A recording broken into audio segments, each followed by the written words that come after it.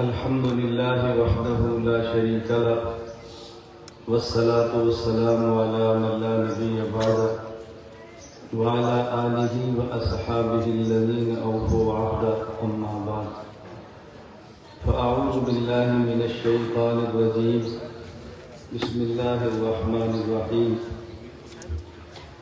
إن الدين عند الله الإسلام وقال الله تبارك وتعالى اليوم أكملت لكم دينكم وقال الله تبارك وتعالى ومن يبتغ غير الإسلام دينا فلن يقبل منه اللهم صل على محمد وعلى آل محمد كما صليت على إبراهيم وعلى آل إبراهيم إنك حميد مجيد اللهم بارك على محمد وعلى آل محمد كما باركت على إبراهيم وعلى آل إبراهيم إنك حميد مجيد اللہ تعالیٰ کا احسان ہے، اللہ تعالیٰ نے ہمیں انسان بنایا، مسلمان بنایا، حضور اکرم صلی اللہ علیہ وسلم کا امتی بنایا اور اہل علم کے ساتھ تعلق قائم فرمایا۔ ہمارا آج کا یہ تربیتی اجتماع یہ صرف علماء اور طلباء کرام کا ہے۔ میں نے کئی مرتبہ اپنے میزبان حضرات سے پوچھا کہ میں آج طلباء کے سامنے کس عنوان پہ بات کروں، تو انہوں نے فرمایا کہ جس پر تیرا دل کرے۔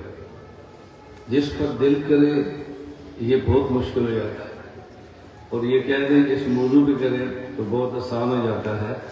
تو ان حضرات نے میرے ذمہ آسان موضوع نہیں لگایا، مشکل موضوع لگایا۔ میں یہ بات اس لیے عرض کر رہا ہوں، بات توجہ سے سنیے۔ کبھی آپ موبائل دیکھتے ہیں، کبھی آپ بندہ دیکھتے ہیں، کبھی آپ پھول دیکھتے ہیں، اس سے لگتا ہے کہ آپ سمجھدار بہت زیادہ ہیں، لگتا ہے کہ آپ سمجھدار بہت ہیں۔ یعنی یہ دیکھنا چاہیے کس کو دیکھنا ہے، ہم یہ نہیں دیکھتے کس کو دیکھنا ہے، بس جس کو دل کیا دیکھ لیا۔ اس لیے میں آپ سے کہنے میں لگتا ہے کہ آپ سمجھدار بہت زیادہ ہیں۔ ایک ہوتا ہے سمجھنا، ایک ہوتا ہے یاد رکھنا۔ دیکھیں دو لفظ آئے تھے، عنوان آ گیا، اب میں اس عنوان کو بولوں گا تو بڑے آرام سے گھنٹہ گزر جائے گا۔ سمجھنا دل کا کام ہے یا دماغ کا کام ہے؟ آپ بتائیں، کوئی ایک بتا دو۔ سمجھنا دل کا کام ہے یا دماغ کا کام ہے؟ جی کوئی کہتا ہے دل کا کام ہے، کوئی کہتا ہے دماغ کا کام ہے۔ میں نے اس پر شرح الفقہ اکبر پر مستقل تحریر لکھی ہے کہ سمجھنا کام کس کا ہے۔ عقل تھوڑی ہو تو کہتے ہیں بات سمجھتا نہیں ہے، اس سے معلوم ہوتا ہے کہ عقل کا کام ہے۔ قرآن کہتا ہے ہم قلوب لا یفقہون بہا، اس سے معلوم ہوتا ہے کہ دل کا کام ہے۔ اب ہم کس کا انتخاب کریں؟ یہ عنوان ہے، میں نے اشارہ کیا، اس کا معنی کس پر دلائل چاہیے۔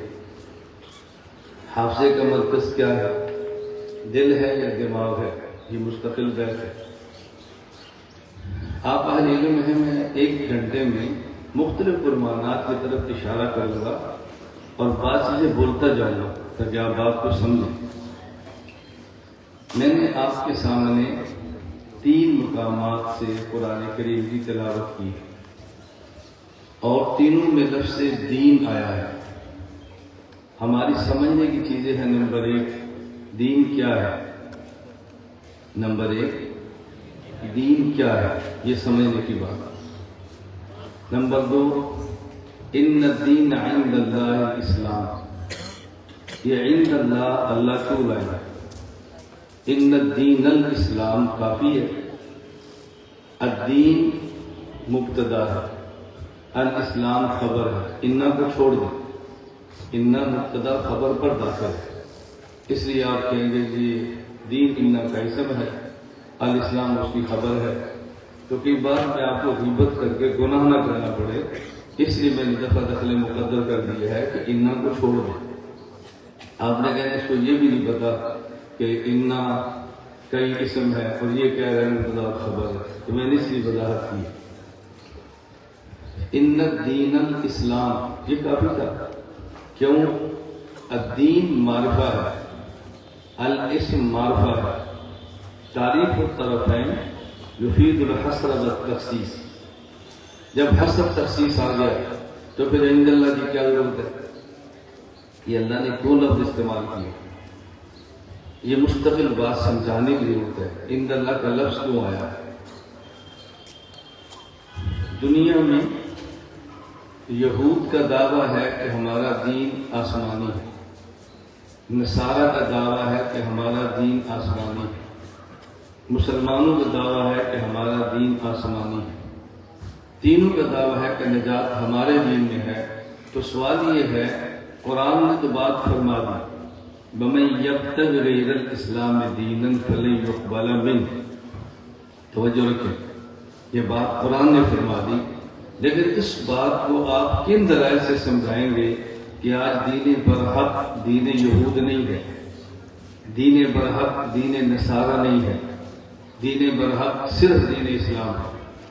میں نے اس پہ گفتگو کی ہے اور میں نے عیسائیت کو چیلنج کیا ہے، پادریوں نے قبول کیا ہے، گفتگو نہیں کی. یہ کہتے ہیں جو میں نے کہا میں کہتا ہوں، میں آج بھی کہہ رہا ہوں، میں چھپ کے کہہ رہا ہوں. آپ ہمیں سمجھائیں یا ہم سے سمجھیں. آپ اہل علم میں صرف اشارے دے رہے ہیں. میں مولانا میزبانی سے ایک بات عرض کر رہا تھا، میں آپ سے بھی پوچھتا ہوں، ان سے بھی عرض کیا، آپ نے دنیا میں آج تک کبھی ایسا اجتماع دیکھا ہو یا سنا ہو، اجتماع 3 دن کا ہو اور مقرر 1 ہو؟ کبھی سنا؟ اجتماع کتنے دن کا اور مقرر 1؟ میں 3 دن کے اجتماع کا اکیلا مقرر ہوتا ہوں. فجر کے بعد بھی، 10 بجے بھی، ظہر کو بھی، عصر کو بھی، عشاء کو بھی. 3 دن ختم ہو جاتے ہیں، موضوع پورے نہیں ہوتے. کیوں؟ وہ صرف علماء ہوتے ہیں. علماء میں تنقیح کی بہت ضرورت ہے. میری بات میں بہت معذرت سے کہہ رہا ہوں، اس پر آپ توجہ دیں. المیہ یہ ہے کہ ہم اپنے موضوعات کو سمجھ نہیں پاتے، نہ سمجھنے کے نقصانات بہت ہوتے ہیں. اب میں عقائد سے ایک پہ شروع ہو جاؤں، ہلکا ہلکا اشارہ کرتا جاؤں، تو آپ کو تعجب ہوگا کہ ہم کس قدر غافل ہیں اپنے موقف کو سمجھنے سے. مسئلہ دلائل کا نہیں ہے، دلائل تو بات کی بات ہے. پہلے موقف کو سمجھیں. اگر آپ نے موقف کو سمجھ لیا، میں قسم اٹھاؤں تو جھوٹ نہیں ہوگا، آپ کو دلائل کی ضرورت نہیں ہوگی. دلائل خود بخود آپ کے دماغ میں آتے چلے جائیں گے، اور عقلی دلائل. یہ شرط ہے کہ آپ موقف کو سمجھ لیں. مولانا قاسم نانوتوی کی خوبی یہ تھی کہ وہ بات کو سمجھے تھے، دلائل ان کی لوڈی بن جاتے تھے، بولتے چلے جاتے تھے. قاری طیب رحمہ اللہ کی خوبی تھی کہ وہ سمجھے تھے، بولتے چلے جاتے تھے دلائل کو. ہم کیونکہ سمجھتے نہیں ہیں تو تھوڑی دیر بعد ہمارے دلائل ختم ہو جاتے ہیں، ہم گفتگو نہیں کر پاتے. میں صرف اشارے دے رہا ہوں، میں تھوڑی سی بات کر لیتا ہوں تاکہ صرف اشاروں پر ہی پورا کر دینا پورا ہو جائے. تو آپ نے کہنا کہ آج پھر کیا بیان کیا؟ کچھ بھی نہیں ہوا. ہمارے عقائد ہیں. پہلی بات سمجھ لیں کہ شریعت کے اجزاء 5 ہیں. شریعت کے اجزاء بولیے. یہ تربیتی اجتماع ہے، یہ سبق ہو رہا ہے، آپ اس کو سبق سمجھیں. شریعت کے 5 اجزاء ہیں. کوئی لکھ بھی رہا ہے آپ میں سے؟ کوئی لکھ رہا ہے؟ درویشوں لکھا رہا ہے ماشاء اللہ. میرا جیلی میں بیان تھا تو ایک بندہ لکھ رہا تھا، بیان سے فارغ ہوا تو میں نے کہا کوئی ملاقات نہ کرے. وہ لڑکا پیچھے آیا، میں نے کہا اس کو آنے دو. روکو، میں نے کہا اس کو آنے دو. کہتے کیوں؟ میں نے کہا وہ لکھ رہا تھا. اس کا معنی ہے کہ بندہ کام کا ہے. میں نے کمرے بلا لیا. میں نے کہا کیا کام ہے؟ کہتے آپ کے بیان پر مجھے کچھ اعتراض آ. میں نے کہا مزہ آیا. دیکھو بندہ تو نکلا نا. اس کا معنی ہے کہ اس کو بات سمجھ آئے. میں نے کہا کرو اعتراض. اس نے دلائل پہ اعتراض کیا، میں نے اس نے جواب لکھ اور چلا گیا. کتنی مجھے خوشی ہوئی. میں سمجھا کہ ہمارا ایک علاقے کا دورہ کامیاب ہو گیا. اس کے معنی کہ اس بچے کو بات سمجھ آ رہی ہے۔ دین کے بنیادی اجزاء کتنے ہیں؟ ہم بات شروع کرتے ہیں، کتنے ہیں؟ نمبر 1 اعتقادات، نمبر 2 عبادات، نمبر 3 اس کو بند کر دیں۔ نمبر 1 اعتقادات، نمبر 2 عبادات، نمبر 3 اخلاقیات، نمبر 4 معاملات، نمبر 5 معاشرات۔ کتنے اجزاء ہو گئے؟ نمبر 1 اعتقادات، نمبر 2 عبادات، نمبر 3 اخلاقیات، نمبر 4 معاشرات، نمبر 5 معاملات۔ مجھ سے ایک بہت بڑے عالم نے اعتراض کیا، نام میں نہیں لے رہا، بہت بڑے عالم نے، یہ جو تم کہتے ہیں معاشرات، یہ لفظ ٹھیک نہیں ہے، لفظ معاشرہ استعمال ہوتا ہے۔ میں نے حکیم علوم تھانوی کی بات نکال کے بھیج دی، میں نے کہا حضرت پہ اعتراض کر، میں نے کہا معاشرات مجھ سے پہلے استعمال ہوا ہے، یہ میں نے استعمال نہیں کیا، یہ میں ساتھ وضاحتیں کرتا ہوں۔ اگر آپ اس کا خلاصہ نکال دیں، تھوڑا مختصر کر لیں، تو دین کے بنیادی اجزاء 3 ہیں۔ نمبر 1 اعتقادات، نمبر 2 عبادات، نمبر 3 اخلاقیات۔ عبادات کا معنی ہے اعمال۔ تقسیم مختصر کر لیں تو کتنی قسمیں ہو گئی؟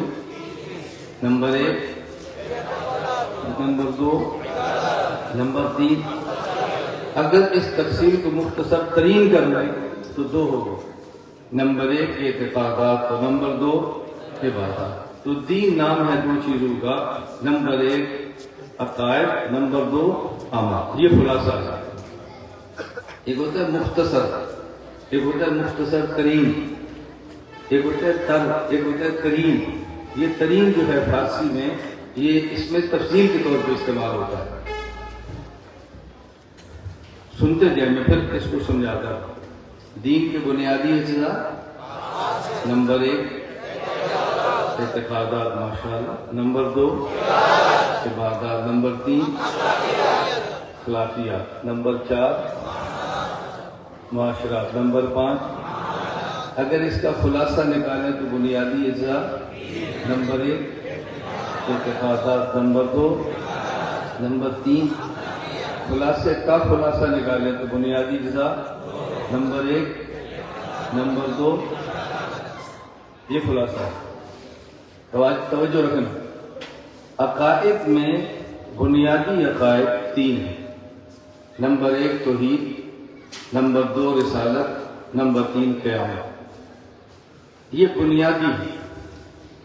اور عبادات میں بنیادی اعمال 5 ہیں: شہادت، صلاۃ، زکوٰۃ، صوم اور حج۔ عقائد میں بنیادی عقائد 3 اور اعمال میں بنیادی، بولیے، اب اس کا اور خلاصہ سمجھو۔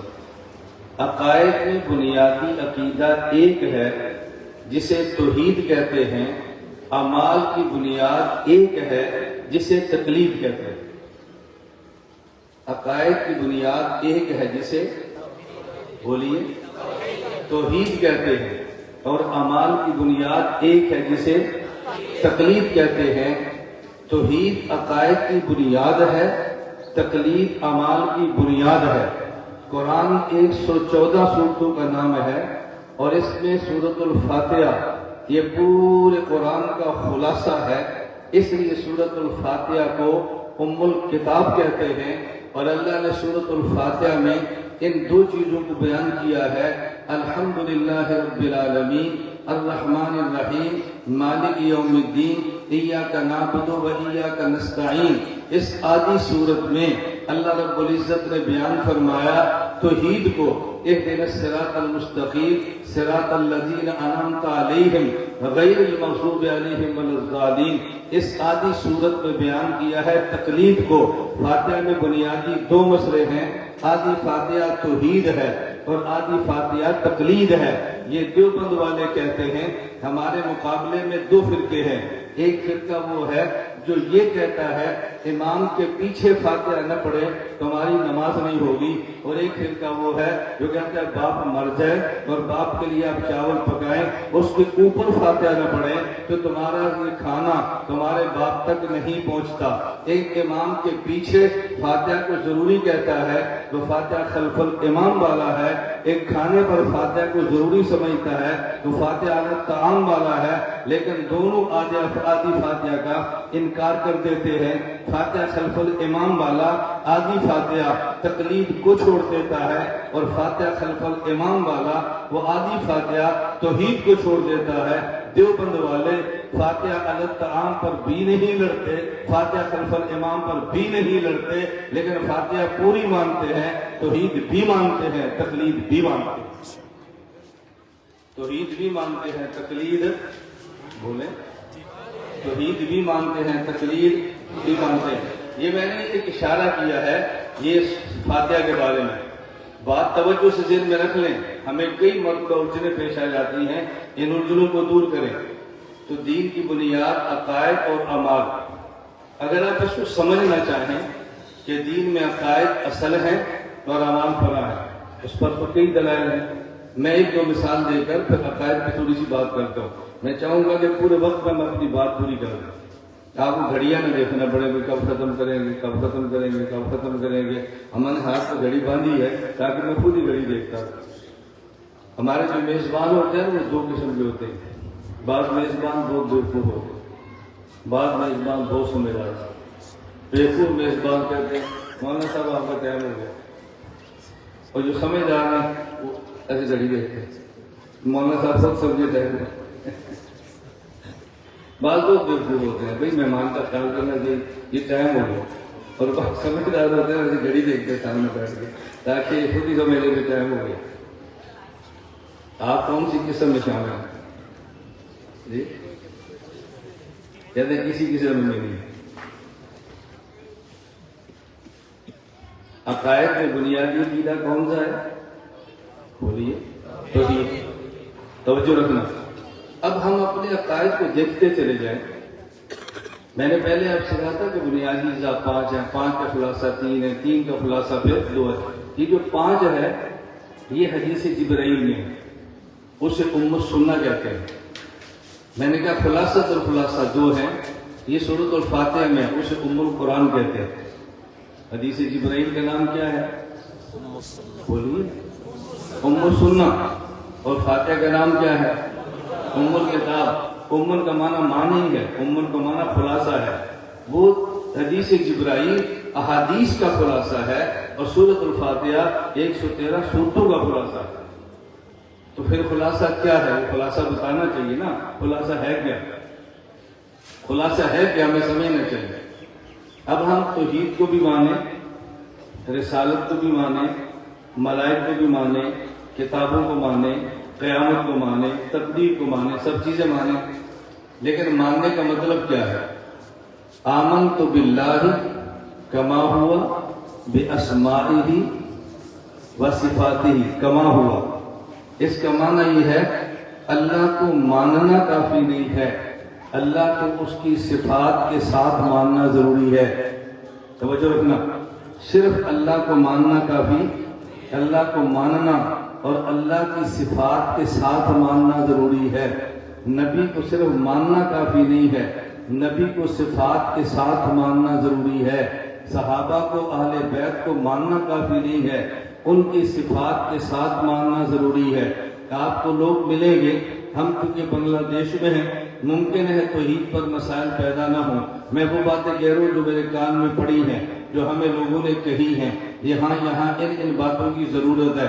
پیغمبر کو ہم مانتے ہیں، لیکن سوال یہ ہے کہ نبی کو ہم کیسے مانیں گے؟ نبی کے لیے 4 باتیں ذہن میں رکھ لیں۔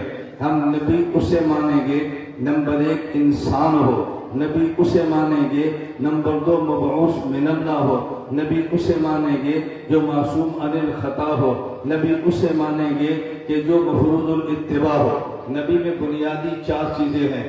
نبی اسے مانیں گے جو بولی انسان ہو، اسے مانیں گے جو مبعوث من اللہ ہو، اسے مانیں گے جو معصوم عن الخطا ہو، اسے مانیں گے جو مفروض الاتباع ہو۔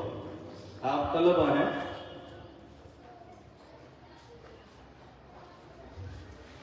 کہتے ہیں حل یقبل التوحید بدون رسالہ فکیف یکون توحید ام العقائد۔ کسی نے بیوقوف سمجھنا ہو تو یہ چیک کر لیں۔ میں نے آپ سے کیا کہا؟ توحید مانیں گے اللہ کو، کیسے مانیں گے؟ کما ہوا باسمائہ، کما ہوا بصفاتہ۔ مرسل خدا کی صفت نہیں ہے، اور نبی بھیجنے والا خدا کی صفت نہیں ہے۔ نبی بھیجنے والا نہیں مانیں گے تو آپ نے خدا کو کیسے مانا؟ کہہ رہے کیف یکون بدون رسالہ، عربی لکھ کے ہمارے دروغ جھاڑتے تھے۔ ہمارے مدرسے میں بھی نہیں ہوتی، اردو ہوتی ہے۔ کوئی کام کی چٹ لکھو، سمجھ آئے کہ تم نے چٹ لکھی ہے۔ کوئی کام کی چٹ لکھا کرو، سمجھو چٹ لکھو، ہم خوش ہوتے ہیں، لیکن کوئی کام کی چٹ لکھو، ہمیں ہی پتہ چلے کسی عالم نے چٹ لکھی ہے۔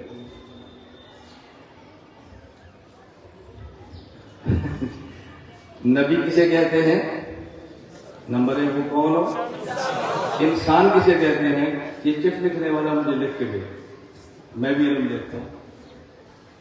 میں نہیں کہتا کس نے لکھی، جس نے لکھی ہے وہ انسان کا معنی لکھ کر دے، پھر میں اس پہ تبصرہ کرتا ہوں، پھر میں انسان کرتا ہوں، تم تبصرہ کرو، تمہیں سمجھ آئے علم کہتے ہیں۔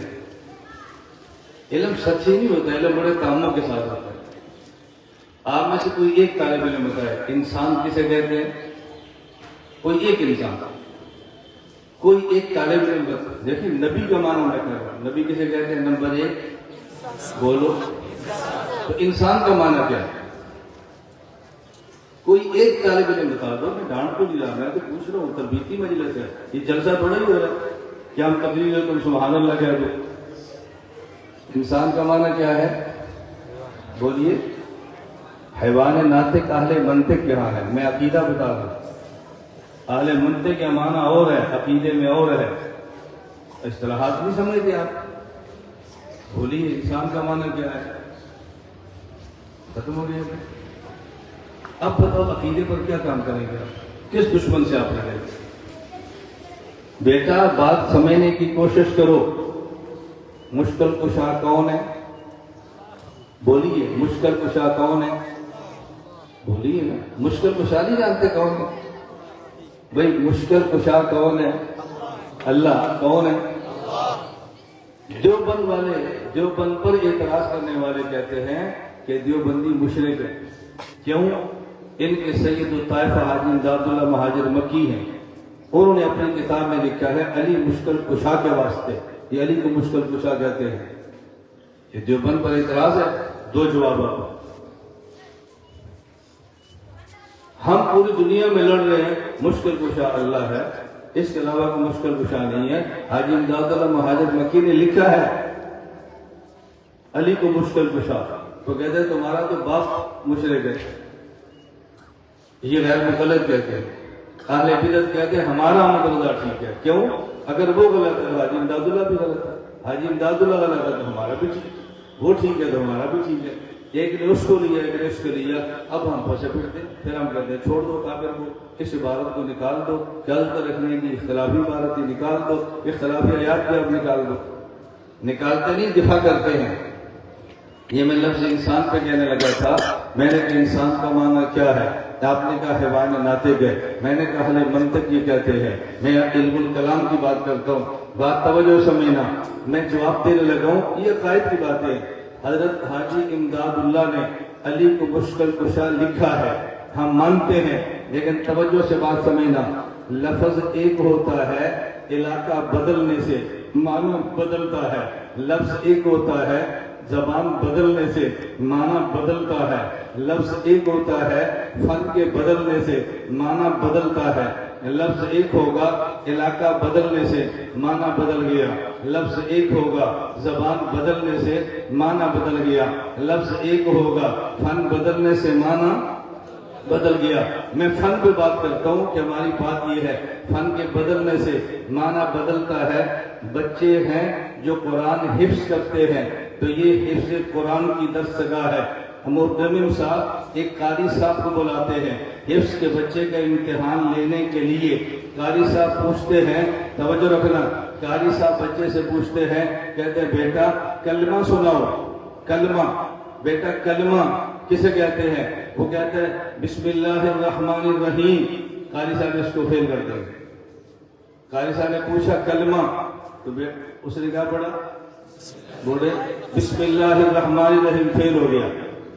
اچھا اب نحو کی درسگاہ ہے، ممتحن کو بلاؤ، ممتحن آیا، نحو پڑھنے والے طالب علم سے پوچھتا ہے بیٹا کلمہ، وہ کہتا ہے گدھا، کہتے 100 نمبر دے رہے۔ ٹھیک ہے غلط ہے؟ بھائی نحو میں کلمہ کیا ہے؟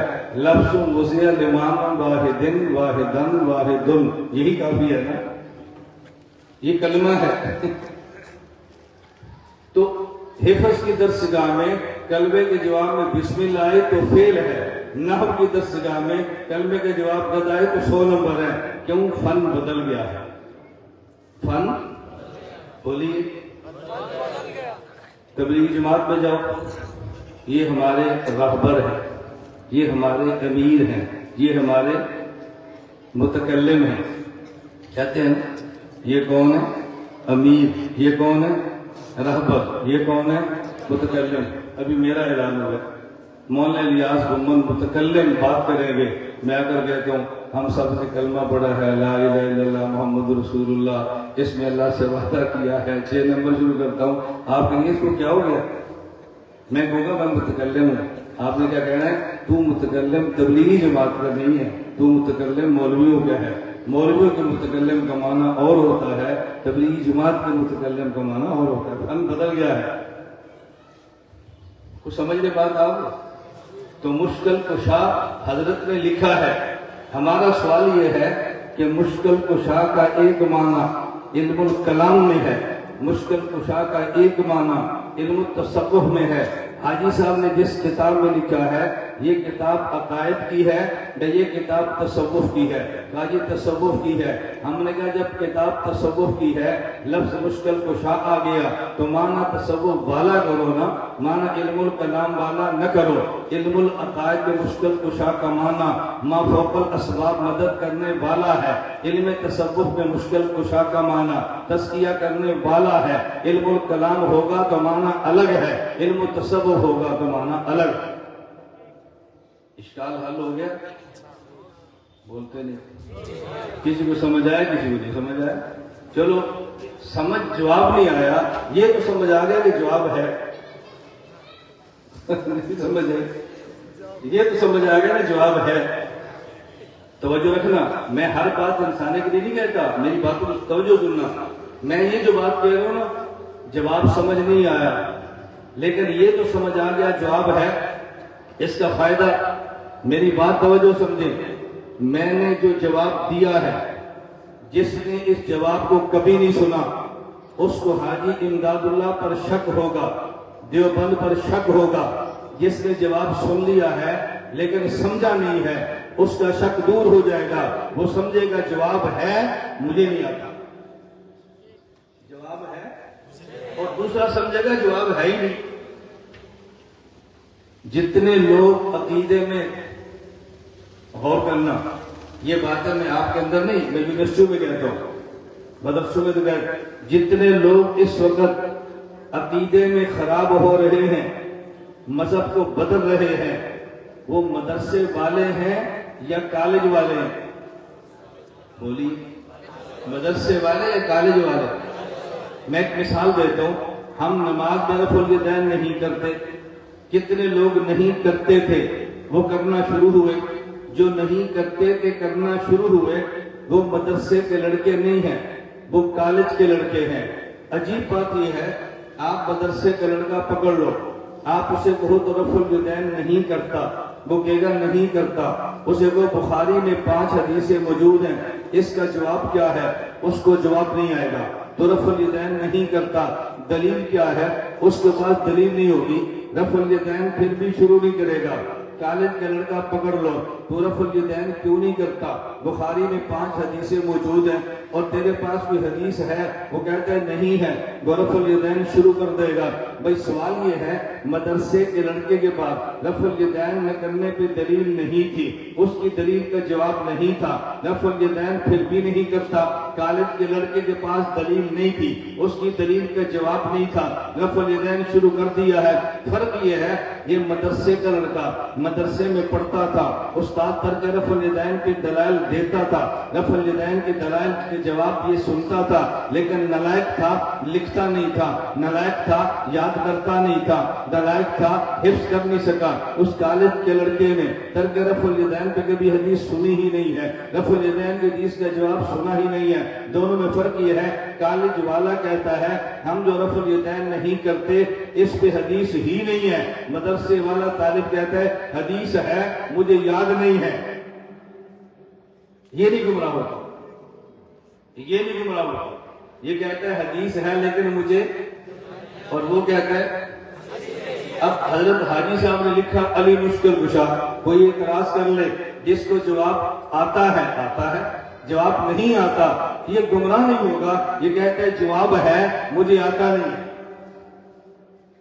مجھے 2 جواب، بیان سن لو، یہ سب سن لو، میں کتاب لاتا ہوں، مجھے نہیں آتا۔ اب میں نے بات کیوں کی ہے؟ انسانی کے لیے نہیں، ایک نقطہ سمجھانے کے لیے۔ علماء کو چاہیے عوام میں دلائل کے ساتھ بیان کرتے رہیں۔ آپ نے مولوی بننا ہے، عوام میں دلائل کے ساتھ بیان کرتے رہیں۔ ہمیں اشکال کیا ہوتا ہے؟ عوام تو دلائل سمجھتی نہیں، کیا فائدہ؟ یہ تو سمجھتی نہیں، کیا فائدہ؟ یہ تو سمجھتی نہیں، کیا فائدہ؟ فائدہ کیا ہے؟ حکیم الامت مولانا اشرف علی تھانوی رحمت اللہ علیہ نے عوام میں بیان کیا، بیان بڑا مدلل کیا، توجہ، بیان بڑا مدلل کیا، عالمانہ شان کے مطابق کیا، عوام اس بیان کو سمجھی نہیں۔ سٹیج پہ مولانا صاحب تشریف فرما ہے، حکیم الامت تھانوی سے عرض کیا حضرت آپ نے عوام میں آج وہ بیان کیا ہے جو عوام سمجھی ہی نہیں ہے، اس بیان کا فائدہ۔ حضرت تھانوی کا جملہ سننا، فرمانے لگے مولوی صاحب اگر عوام نے آج جو میں نے مسئلہ بیان کیا سمجھ گئے تو اچھا، نہیں سمجھے تو بہت اچھا۔ مولوی صاحب کہنے لگے ہمیں آپ کا جملہ بھی سمجھ نہیں آیا۔ عوام نے اگر آج کا بیان سمجھ لیا تو، نہیں سمجھے تو بہت اچھا۔ کہا جی ہمیں جملہ سمجھ نہیں آیا۔ حکیم الامت کی باتیں سنو، یہ ہے دیوبند والے۔ حکیم الامت تھانوی فرمانے لگے مولانا اگر آج کا جو میں نے مسئلہ بیان کیا سمجھ لیا تو اچھی بات ہے، مسئلہ سمجھ نہیں آیا، اگر یہ آج کا مسئلہ نہیں سمجھے تو بہت اچھا۔ میں اس لیے کہتا ہوں یہ کبھی بھی دوبارہ اہل باطل کے ہتھے نہیں چڑھیں گے، یہ کبھی بھی عقیدہ تبدیل نہیں کریں گے۔ کیوں؟ آج کا مسئلہ سمجھ نہیں آیا لیکن ان کا ذہن بن گیا ہے کہ مولوی اشرف علی ہمارے مسلک کا بہت بڑا مولوی ہے۔ یہ تبدیل نہیں ہوں گے، یہ تبدیل تب ہوتے ہیں جب ان کا ذہن بنتا ہے ہمارے مسلک کے مولوی بڑے نہیں ہیں، دلیلیں نہیں ہیں، یہ پھر بدلتے ہیں۔ ان کو آج مسئلہ نہیں سمجھ آیا، یہ تو سمجھ آ گیا ہمارے مسلک کا مولوی بہت بڑا ہے، یہ نہیں گمراہ ہوں گے، یہ نہیں گمراہ ہوں گے۔ تو آپ طلبہ عوام میں دلائل بیان کرو گے؟ بولو کرو گے؟ لیکن کرو گے کب؟ جب سنو گے، جب لکھو گے، جب سمجھو گے۔ تو پہلا مرحلہ یہ ہے کہ دلائل لکھو۔ میں نے پچھلے سفر میں بھی کہا تھا، اس سفر میں ہر مدرسے میں کہہ رہا ہوں، بھئی ہماری تو خواہش ہے ہم سفر کریں، مہینے کا سفر ہو، ایک مدرسے میں 3 دن ٹھہریں، جتنا ایک دن ٹھہرے جتنا مرضی ہے، پھر پورا دن طلبہ بیٹھے اور ہم بیٹھیں۔ اگر محترم صاحب مصروف ہیں اپنے کام کرتے رہیں، ہمیں درویشوں کے ساتھ بٹھا دیں، ہم جانے اور درویش جانے، پورا دن ہمیں بولنے دو، پھر ہم دیکھتے ہیں کہ یہ فتنے کہاں جاتے ہیں۔ دلائل آپ سنیں گے، بولیے، لکھیں گے، دلائل اپنا مزاج بنائیں گے نا۔ تو عقائد میں پہلا عقیدہ توحید کا، میں نے کہ اس پر کم مسائل پیش آتے ہیں ہمارے ہاں۔ رسول نبی کسے کہتے ہیں؟ نمبر 1 انسان ہو، انسان کا معنی اس میں دو چیزیں ہوں، نمبر ایک صاحب عقل ہو، نمبر دو محسوس ہو۔ نمبر ایک صاحب عقل ہو، نمبر دو محسوس ہو۔ جن اور فرشتے یہ نبی نہیں ہیں، کیوں عقل والے ہیں لیکن محسوس نہیں ہیں۔ محسوس کا معنی آپ چھونا چاہیں تو چھو سکیں، شجر و حجر حیوانات یہ محسوس تو ہیں، صاحب عقل نہیں ہے۔ نبی اسے کہتے ہیں جس میں عقل بھی ہو اور محسوس بھی ہو۔ انسان کا معنی سمجھ گئے، نور و بشر کا مسئلہ حل ہوا۔ انسان کا معنی نہ سمجھے، نور و بشر کا مسئلہ حل نہیں ہوگا۔ یہ نور عقل والا ہوتا ہے لیکن محسوس نہیں ہوتا، وہ پکڑا نہیں جاتا۔ اس لیے یہ نبی انسان ہے، انسان بشر سے ہے، بشر بشرتن سے ہے۔ بشرتن کھال کہتے ہیں، کھالیں محسوس ہوتی ہیں، تو نبی وہ ہے جو انسان ہو، اور انسان وہ ہے کہ جو صاحب عقل بھی ہو اور محسوس بھی ہو۔ نمبر دو، نبی مبعوث من اللہ ہے۔ مبعوث من اللہ کا معنی نبوت وحبی ہے، نبوت کسبی نہیں ہے۔ نبی عمل سے نہیں بنتا، نبی خدا کی عطا سے بنتا ہے۔ نبی مبعوث من اللہ ہے، نبوت وحبی ہے۔ توجہ، نبوت وحبی ہے، اس کو لوگ مانتے ہیں۔ کیوں؟ اگر مرزا نے جھوٹا بھی دعویٰ کیا ہے، وہ کہتا ہے مجھ پر وحی آئی ہے، بے شک جھوٹ بولے لیکن وہ کہتا ہے۔ میں اس لیے کہتا ہوں مبعوث من اللہ، اسے کہتے ہیں کہ جو وحبی نبوت ہے۔ مبعوث من اللہ کا معنی نبی خود دعوی نبوت نہیں کرتا، نبی سے خدا دعوی نبوت کراتے ہیں۔ نمبر تین، نبی معصوم عن الخطا ہے۔ معصوم اسم و مفعول ہے۔ معصوم کا معنی یہ نہیں ہے نبی گناہ سے بچتا ہے، معصوم کا معنی یہ ہے اللہ نبی کو گناہوں سے بچاتا ہے۔ معصوم بچنا الگ ہے اور بچانا الگ ہے۔ ایک چھوٹا بچہ ہے، توجہ رکھنا، میں دلیل دینے لگا ہوں نبی معصوم کیوں ہوتا ہے۔ اس کی وجہ یہ ہے، انسان دو چیزوں کا نام ہے، وَلَقَدْ خَلَقْنَا الْإِنسَانَ مِنْ صَلْصَالٍ مِنْ حَمَإٍ مَسْنُونٍ۔ نمبر ایک، یہ مٹی سے بننے والا جسم ہے، فَإِذَا سَوَّيْتُهُ وَنَفَخْتُ فِيهِ مِنْ رُوحِي۔ نمبر دو، آسمانی روح ہے۔ انسان دو چیزوں کا نام ہے، نمبر ایک مٹی کا بنا جسم ہے، نمبر دو آسمان سے آنے والی روح ہے۔ اس کا معنی یہ ہے ایک ضرورت انسان کے مٹی سے بنے جسم کی ہے، یہ مٹی سے بنا ہے، اس کی غذا مٹی سے خدا نے بنائی ہے، اس کے اندر روح ہے، روح آسمانی ہے، اس کی غذا وہی آسمان سے آئی ہے۔ انسان مٹی سے بنتا ہے، یہ بیمار ہو جائے اس کو دوا چاہیے، اس کی دوا مٹی سے بنتی ہے۔ انسان میں روح ہے، وہ بیمار ہو جائے اسے دوا چاہیے، اس کی دوا آسمان سے آتی ہے۔ انسان کا بدن ہے، یہ بیمار ہو جائے اسے طبیب چاہیے، انسان کی روح بیمار ہو جائے اسے طبیب چاہیے۔ توجہ سے بات سمجھنا، اگر جسم بیمار ہو جائے اسے طبیب چاہیے، روح بیمار ہو جائے اسے طبیب چاہیے۔ تو جسم کے طبیب کو ڈاکٹر اور حکیم کہتے ہیں، روح کے طبیب کو نبی اور رسول کہتے ہیں۔ لیکن طبیب کا ایک دنیا میں ضابطہ ہے کہ طبیب جس مرض کا علاج کرتا ہے اس مرض میں طبیب کا مبتلا ہونا یہ طبیب کا عیب ہے۔ میں بنگلہ دیش آیا، مجھے میزبان کہتے ہیں ہمارے دادا کو بیمار ہیں، ان کو پیچس کی تکلیف ہے، ان کے پیچس ٹھیک نہیں ہوتے، لیکن جو پاکستان میرے ہاں جو بہت اچھا طبیب ہے پیچس کا علاج کرے گا، یہ تو اپنے مریض کو لے کر وہاں پہنچے، مطلب میں بیٹھے ہیں اور حکیم صاحب اٹھے اور آئے، پھر اٹھے پھر آئے، پھر اٹھے پھر آئے۔ ان نے پوچھا بھائی حکیم صاحب بار بار کیوں اٹھتے ہیں؟ انہوں نے بتایا پیچس کا مریض ہے۔ یہ کہیں گے میرے ابو 1 گھنٹے بعد جاتے ہیں، ہم پریشان ہیں، حکیم 5 منٹ بعد جاتا ہے، اس طبیب سے کیا علاج کرانا؟ پتہ یہ چلا جو طبیب جس مرض کا علاج ہے اس مرض میں مبتلا ہونا یہ اس طبیب کا عیب ہے۔ ڈاکٹر اور حکیم یہ امراض جسمانیہ کا طبیب ہے، نبی اور رسول امراض روحانیہ کا طبیب ہے۔ روحانی مرض کو گناہ کہتے ہیں، نبی جسم کا مریض، نبی جسم کا طبیب نہیں ہے، لہذا پیغمبر پہ بخار آئے گا، نبی بخار کا طبیب نہیں ہے، نبی درد کا طبیب نہیں ہے، نبی پہ درد آئے گا، نبی زخموں کا طبیب نہیں ہے، نبی پہ زخم آئے گا، نبی سحر کا طبیب نہیں ہے، نبی پہ سحر ہوگا۔ پیغمبر طبیب امراض جسمانیہ کا نہیں ہے، نبی طبیب امراض روحانیہ کا ہے۔ مرض روحانی کا نام گناہ ہے، اگر پیغمبر خود گناہ کرے یہ طبیب کا عیب ہے۔ اللہ نبی کو گناہ سے بچا کے ان کو عیب سے محفوظ رکھتے۔ نبی معصوم ہے. میں اپنی توجہ بتا رہا ہوں کہ نبی کیوں معصوم. میں نے ایک توجہ بیان کی ہے. میں بحمداللہ توجیحات بیان کروں گا، لیکن میں پھر گھڑی دیکھتا ہوں کہ آپ کو دیکھنی نہ پڑے. میں نے پہلے مولانا سے پوچھا تھا، میں نے کہا اجتماع علماء کا ہے، جلسہ تربیتی ہے اور 1.5 گھنٹہ. 1.5 گھنٹے سے تربیتی بیان کیا ہوتے ہیں؟ 1.5 گھنٹے سے تحریکی بیان ہوتے ہیں. اٹھو، کھڑے ہو جاؤ، نکل جاؤ، باہر جاؤ، یہ گھنٹہ کافی ہے. تربیتی بیان بھی کبھی 1 گھنٹے کے ہوتے ہیں. آپ کسی خانقاہ میں جاؤ تربیت کے لیے تو خانقاہ والے کیا کہتے ہیں؟ بیان کا بیان کافی ہے. نہیں بھائی 40 دن ٹھہرو. کیا کرو؟ 40. اور عقیدہ سیکھنا ہے، بس ابھی آؤ جاؤ، چائے پیو اور جاؤ. ہمارے ہاں خانقاہوں کی اہمیت ہے، عقائد کی درسگاہ کی نہیں ہے. ہم نے نیت کی ہے، آپ اس میں ساتھ دو گے نا؟ پہلے سن نیت کیا کی ہے؟ انشاءاللہ. مولانا پہلے کہتے تھے یہ بنگلہ دیش والے ہم سے بھی جذباتی ہے.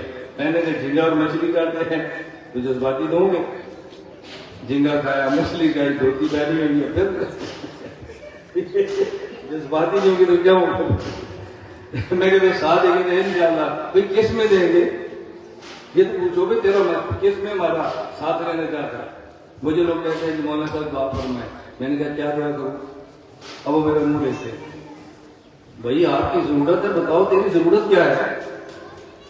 ہم آئے ہیں بنگلہ دیش، ہم سے پوچھو مولانا صاحب کیا ضرورت ہے، ہم ضرورت بتائیں گے. ضرورت نہیں پوچھتے مسلمان بیٹھ بیٹھے.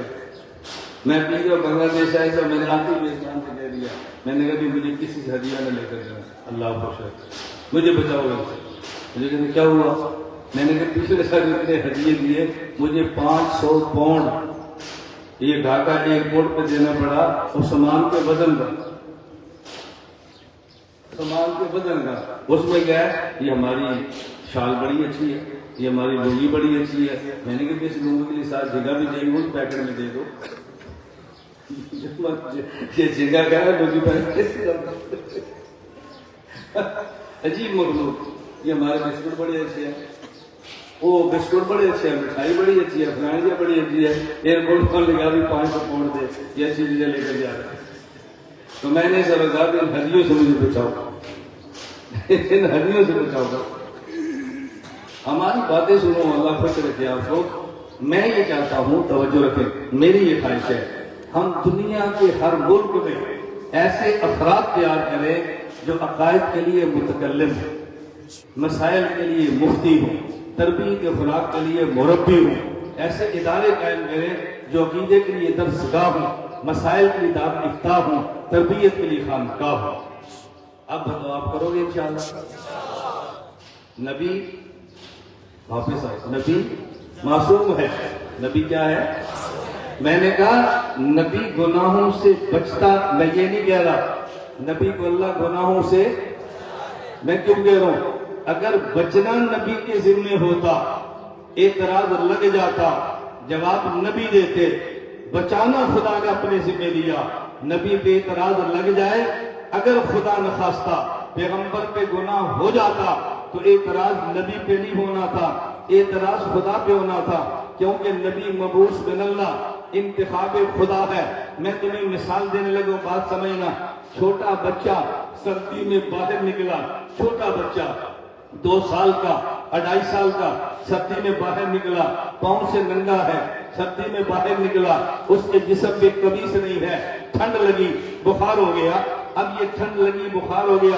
اس بچے کو کوئی نہیں کہتا، 2.5 سال کے بچے کو کوئی نہیں کہتا تجھے نہیں پتا سردی تھی، ننگے پاؤں کیوں نکلا ہے، تجھے نہیں پتا ٹھنڈ تھی، بغیر جرسی کے کیوں نکلا ہے. کیوں؟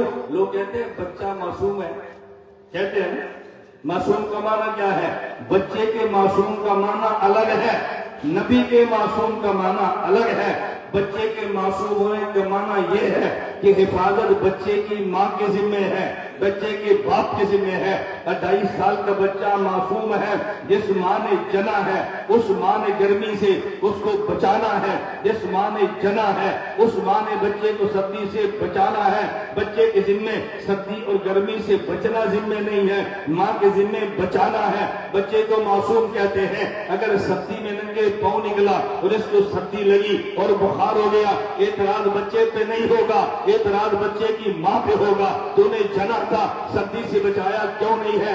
نبوت انتخاب خدا ہے، اگر پیغمبر سے گناہ ہو جائے اعتراض نبی پہ نہیں ہوگا، اعتراض خدا پہ ہوگا۔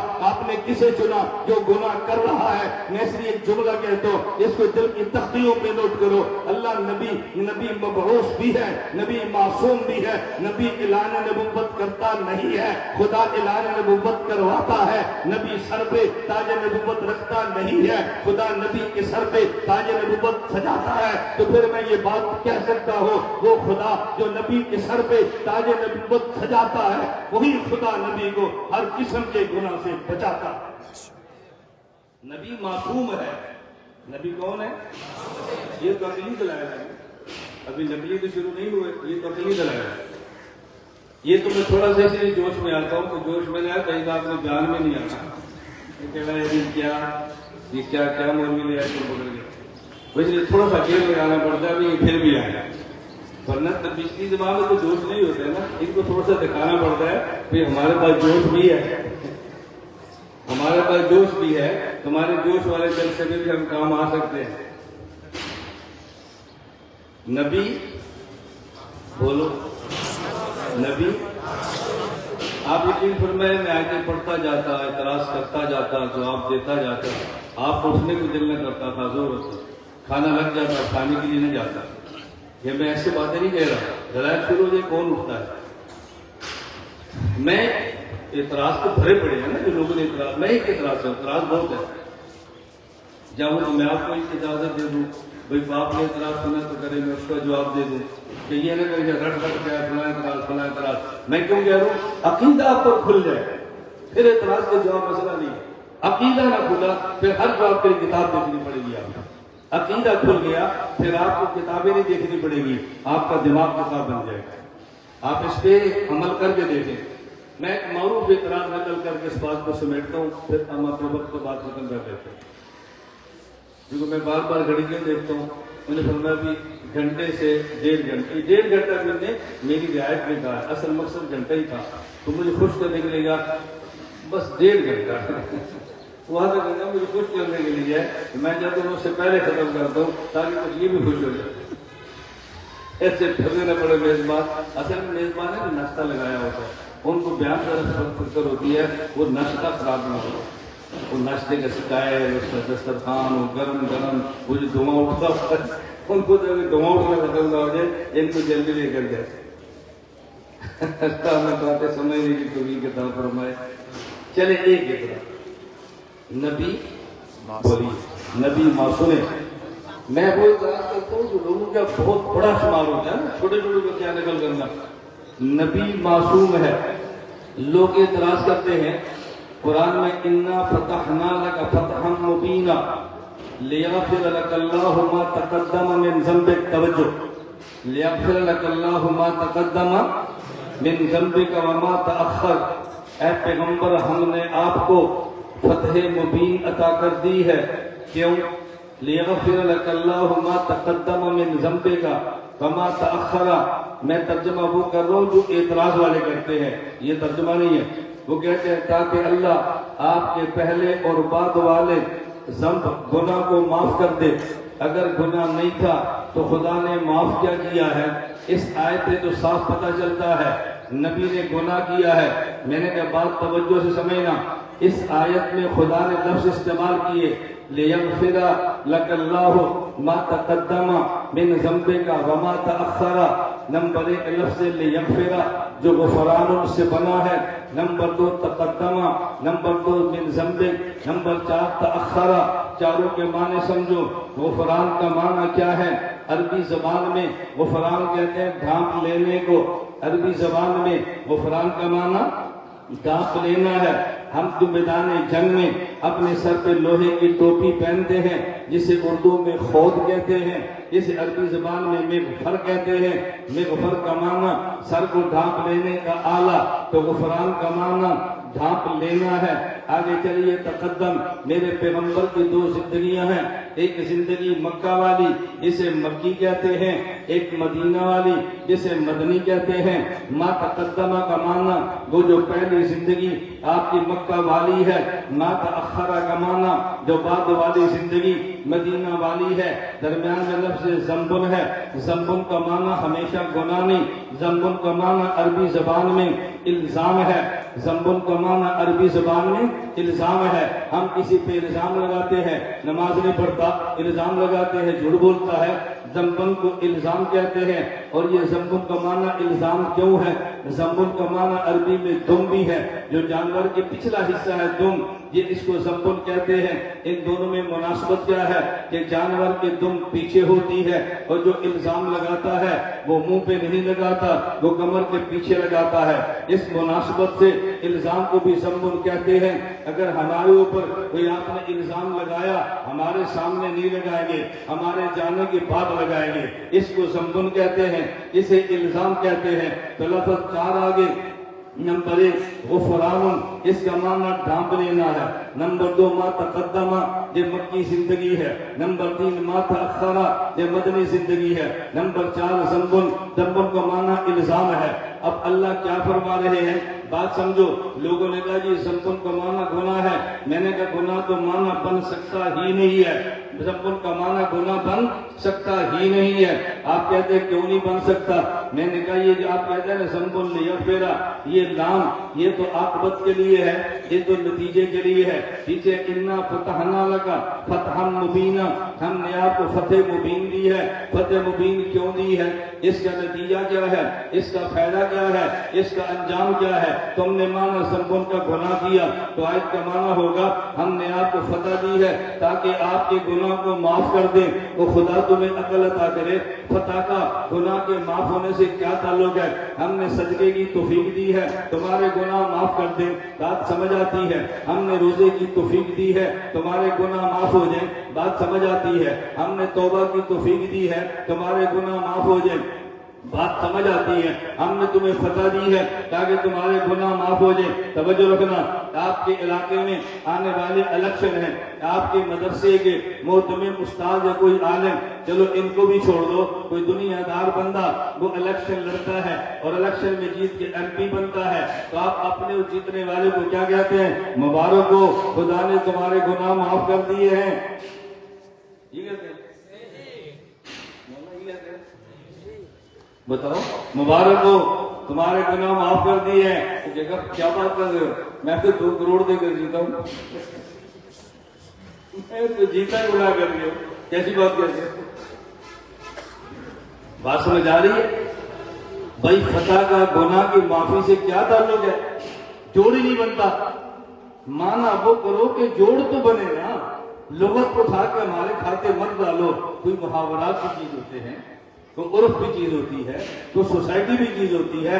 اور یہ بات طلبہ یاد رکھنا، قرآن کریم جب نازل ہوتا ہے کبھی لغت کی بات کرتا ہے، اکثر قرآن عربی محاورات کی بات کرتا ہے۔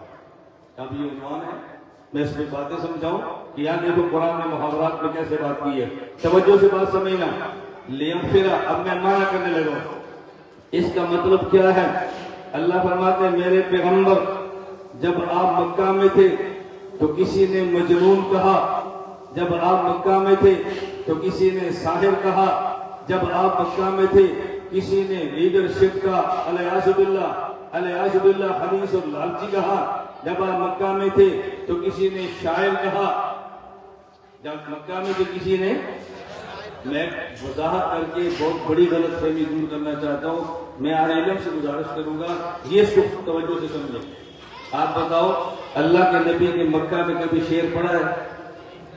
بولیے، الزام کس بات کا؟ شاعر ہے، کوئی زندگی میں بندے نے شعر پڑھا ہی نہیں، کہتے ہیں شاعر ہے۔ وما هو بقول شاعر، الزام تو وہ ہونا بھائی میں تقریر کر رہا ہوں تو آپ کہتے ہیں جھوٹ بول رہا ہے، یہ تقریر کر ہی نہیں رہے اور آپ کہتے ہیں جھوٹ بول رہا ہے، یار میں تو چپ بیٹھا ہوں، میں کہا جھوٹ بول رہا ہوں۔ کبھی اللہ کے نبی نے مکہ میں شعر پڑھے ہیں؟ بولیے، پھر اس کا معنی پھر کیا ہوگا؟ معنی سمجھو، یا شاعر کا معنی وہ نہیں ہے جو ہم کرتے ہیں. ہم شاعر کا معنی کرتے ہیں منظوم کلام بنانے والا، منظوم کلام بنانے والا. یا شاعر کا معنی یہ نہیں ہے. آپ نے منطق پڑھی ہوگی، منطق میں قضایا ہے، ان میں قضیہ شعریہ ہے. قضیہ شعریہ کا معنی ہوتا ہے خیالی قضیہ.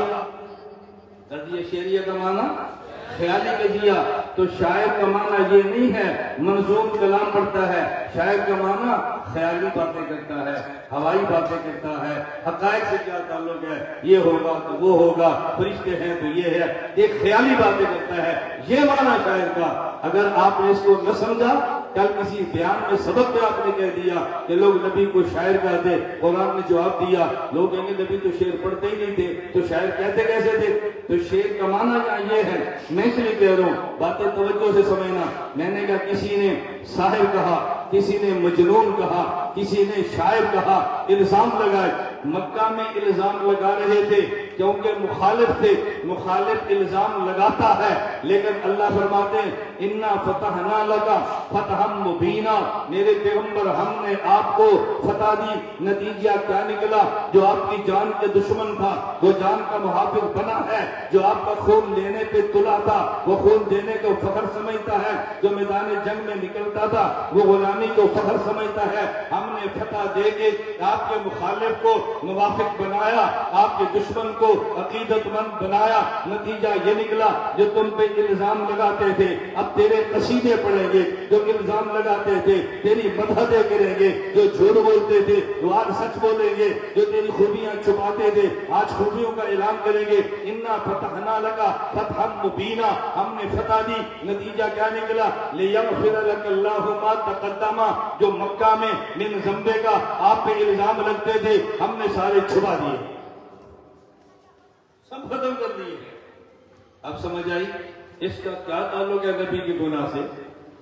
میں اس لیے گزارش کرتا ہوں ہم جواب پڑھتے بھی ہیں، پڑھ لیتے ہیں، سمجھتے بھی ہیں، سمجھ لیتے ہیں، پھر بیان کرنا جانتے نہیں.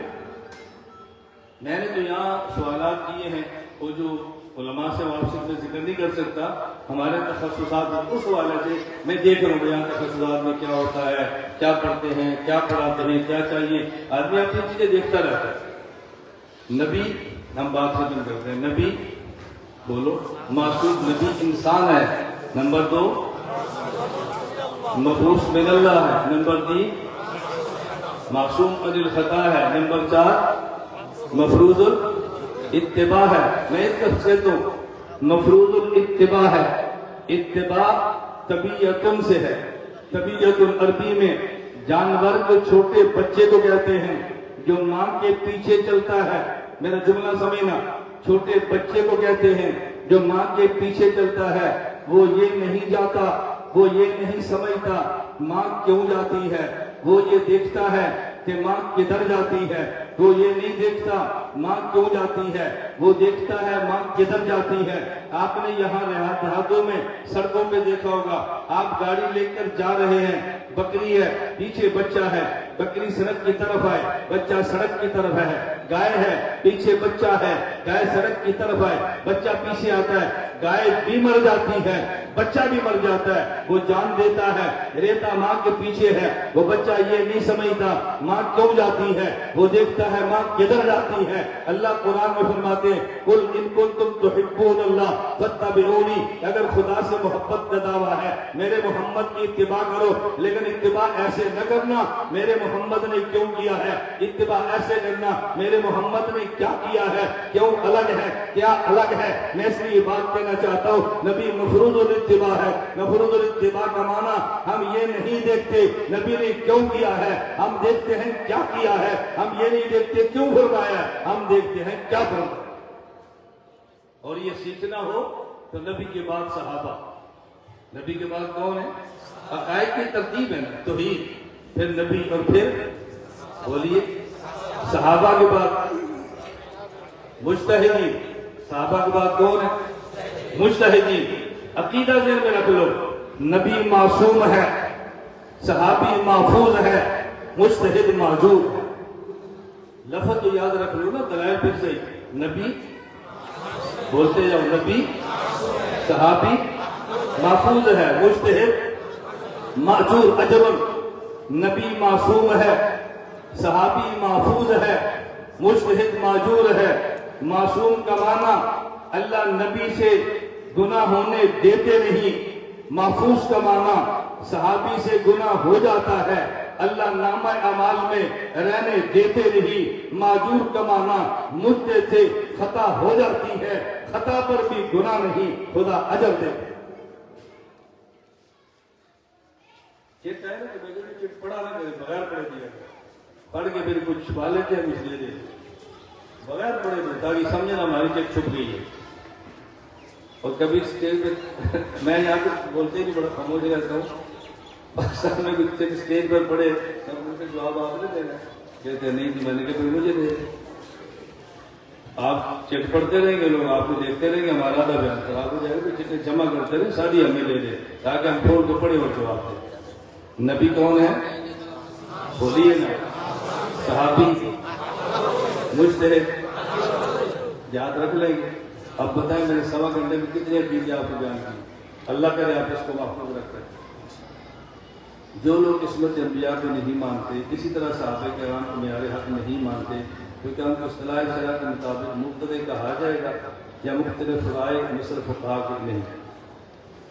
چار لفظ یاد رکھ لیں۔ نمبر 1 دین، نمبر 2 مسلک، نمبر 3 مذہب، نمبر 4 منہج۔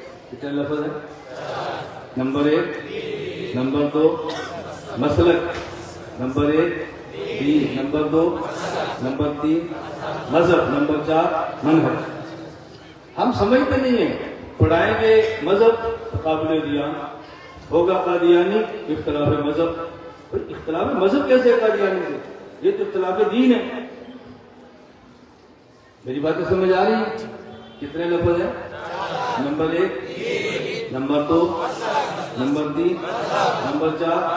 اب مجھے بتاؤ، اگر میں 4 لفظوں کو تشریح کروں تو وقت چاہیے نا؟ بولیے، میں وقت مانگ نہیں رہا، اللہ کی قسم اٹھا کر کہہ رہا ہوں، میری اوپر یقین رکھنا، میں خدا کی قسم اٹھا کر کہہ رہا ہوں، مجھے قطن شوق نہیں ہے لمبے لمبے بیان کرنے کا، میں قسم اٹھا رہا ہوں، یہ میں اپنا درد آپ کو بتا رہا ہوں کہ تھوڑے وقت میں عقائد ہوتے نہیں ہیں۔ مجھے کوئی شوق ہے، میں کوئی پیشہ ور ہوں کہ میں گھنٹہ بتاؤں گا تو 50,000، 2 گھنٹے تو 1 لاکھ، 3 گھنٹے تو 1.5 لاکھ، میں لعنت بھیجتا ہوں اس بیان پر کہ جو انسان پیسے کے لیے کرے۔ خدا اس دن سے پہلے مجھے موت دے دے جب ہم دین پیسے کے لیے بیان کریں، اس سے بڑھ کر ہم کیا کر سکتے ہیں؟ اللہ نے اپنے نبی سے اعلان کروائے ہیں، ہم ایک اعلان کرتے ہیں، دوسرا اعلان نہیں کرتے۔ اللہ فرماتے قل ما اسألکم علیہ من اجر فما انا من المتکلفین، پیغمبر ان کو کہہ دو میں تم سے پیسے بھی نہیں مانگتا اور میں تکلف بھی نہیں کرتا، بے تکلف۔ اللہ نبی سے اعلان کرواتے ہیں بے تکلف ہونے کا، اور ہم بے تکلف ہونے کو بزرگی، ہم تکلف کرنے کو بزرگی سمجھتے ہیں۔ یہ بہت بزرگ ہے، کیوں؟ اس میں تکلفات ہوتے ہیں، تکلف مانا نفاق ہوتا ہے۔ اب دیکھو یہ مستقل موضوع ہے، اس پہ بھی دلائل چاہیے۔ اب بتائیں کہ 3 دن کا ایک خطیب ہو سکتا ہے کہ نہیں؟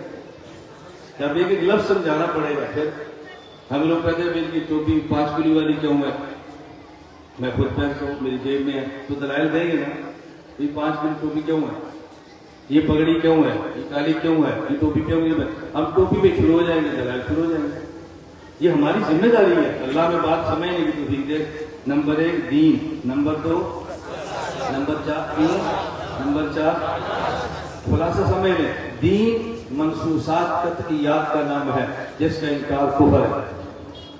دین منصوصات قطعیات کا نام ہے جس کا انکار کفر ہے۔ مسلک منصوصات ظنیات کا نام ہے جس سے اختلاف فسق اور بدعت ہے، اور مذہب اجتہادیات کا نام ہے جس سے اختلاف حق اور خطا ہے، اجر اجران ہے، جنت اور جنتان ہے، اور منہج طریقہ کار اور پالیسی کا نام ہے۔ ہم دیوبند والے ہیں، دیوبند دین نہیں ہے، دیوبند مسلک نہیں ہے، دیوبند مذہب نہیں ہے، دیوبندیت منہج ہے۔ اس لیے میں 4 لفظ رٹوایا کرتا ہوں، اگر وہ پوچھے تو کہا کرو دین الاسلام، دین الاسلام، ہمارا دین کیا ہے؟ اسلام۔ ہمارا مسلک اہل سنت والجماعت، ہمارا مسلک اور ہمارا مذہب حنفیت اور ہمارا منہج دیوبند. ہمارا دین اسلام ہے، ہمارا مسلک اہل سنت والجماعت ہے اور ہمارا مذہب احناف ہے، ہمارا منہج دیوبند. لوگ کہتے ہیں مسلک کی اختلاف بیان کرتے ہیں، وہ مسلک کا معنی تمہیں نہیں آتا، اعتراض ہمارے اوپر کرتے ہیں. ہم سے بات کرو، بات ہم کرتے ہیں، سٹیج پہ ہم گرجتے ہیں، چیلنج ہم دیتے ہیں. غیبت کر کے جہنم کے ایندھن کیوں بنتے ہو؟ ہم سے بات کرو. ہم کو دوڑ گئے ہیں، ہم کو باتیں سننے کی چاہیے، غیبتیں مت کرو. میں بار طلباء سے کہتا ہوں، ہم وہ نہیں ہیں اولئک آبائی فجئنی بمثل اذا جمعتنا یا جلیل المجامع. ہم یہ ہیں لیس الفتى من یقول کان ابی الفتى من یقول ها انا.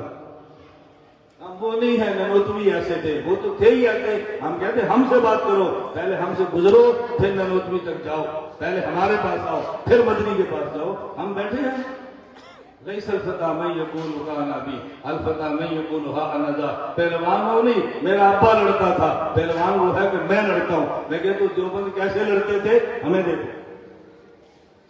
کچھ سمجھ آ رہی ہے بات؟ کوئی آنے والا چشمے والا سمجھ آ رہی ہے بات؟ ہم پورے مجمع دیکھتے ہیں، کون دیکھ رہا ہے، کون پھسر کر رہا ہے، کون پھسر کر رہا ہے، کون خوش ہو رہا ہے. سمجھ آ جاتی ہے نا، کوئی ہوا میں اڑ رہا ہے، کس کی ہوا نکل رہی ہے، چہرے سے پتہ چلتا ہے. ہم ایسے گھر سے بے گھر نہیں ہیں، لوارث نہیں ہیں کہ ہمارے پاس کچھ بھی نہیں ہے. ہمارا مدرسہ بہت بڑا ہے، جگہ بہت بڑی ہے، اللہ نے بہت کچھ عطا فرمایا. اس وقت کا فائدہ نہیں ہے. میں مولانا ہم آپ کو اپنا موشن سمجھتے ہیں کہ آپ ہمیں خدمت کا موقع دیتے ہیں. یہ مدرسے والے تو احسان کیا ہے، ہمیں آپ سے بات کا موقع دیے. اللہ ان کو اپنی شان کے مطابق اجر عطا فرمائے. اب آپ کے سامنے عصمت کا معنی سمجھ آ جانا چاہیے. عصمت انبیاء کا تعلق دینیات سے نہیں ہے، مسلک سے ہے. نصوص قطعیات نہیں ہے، نصوص ظنیات ہے. اس لیے اس کے انکار کو کفر نہیں کہتے، لیکن فسق اور اعتقادی بدعت ضرور کہتے ہیں. جو عصمت انبیاء کا قائل نہیں ہے وہ فاسق ہے، فاجر ہے اور مبتدع فی العقیدہ ہے. بس بھائی کہ آپ نے کوئی شک نہیں کیا، ہم نے کسی شک سے منع کی ہے. یہ وہ ایک ہی صحابہ کا معیار حق نہ مانے. میں نے کہا صحابہ معیار حق مانتے ہیں، یہ اہل سنت والجماعت کا مسلک ہے. ہم اعتدال سے آگے نہیں نکلتے. جو فتویٰ بنتا ہے وہ فتویٰ دیتے ہیں، جو نہیں بنتا وہ نہیں دیتے. کسی شخص کو کافر کہنا اس کے لیے ہے، اس عقیدے پر کافر ہے، اس پر کافر ہے، اس پر کافر ہے، اس پر مبتدع ہے، اس پر مبتدع ہے. تو ہم سے ایک اختلاف دین پر اختلاف کرنے والوں کا ہے، ایک اختلاف مسلکی ہے، ایک اختلاف مذہبی ہے، ایک اختلاف منہجی ہے. یہ ندوہ کیا ہے؟ منہج. دیوبند کیا ہے؟ منہج. یہ منہج ہے، یہ نہ مذہب کے اختلاف ہے نہ مسئلہ کے اختلاف ہے. اس میں لڑنے کی کیا بات؟ ہاں آگے بندہ غلط نکلتا ہے، اس میں نہ ندوے کا قصور ہے نہ دیوبند کا قصور ہے. قصور اس نکلنے والے کا ہے، جو بک گیا ہے نکل گیا. میں جو بات کہنا چاہ رہا ہوں آپ سمجھ رہے ہیں. اللہ تعالی ہم سب کو اپنے دین، اپنے مسلک، اپنے مذہب اور اپنے منہج پر قائم رہنے کی توفیق عطا فرمائے. وآخر دعوانا ان الحمدللہ رب العالمین والصلاة والسلام علی رسولہ وعلی آلہ وصحبہ اجمعین. اللہ ہم سب کے گناہوں کو معاف فرما، خطاؤں سے درگزر فرما، حاجات کو پورا فرما. ہمیں اور ہماری نسلوں کو دین کی مقبول خدمت توفیق عطا فرما.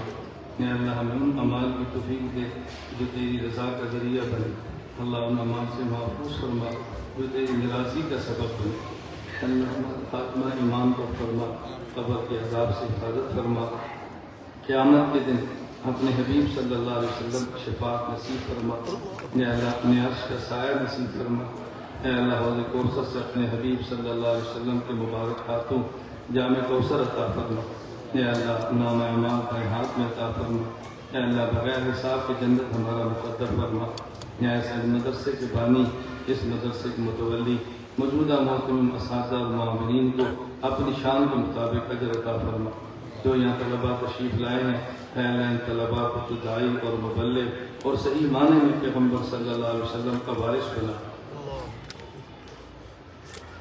اجمعین برحمتک یا ارحم الراحمین. السلام علیکم ورحمۃ اللہ وبرکاتہ.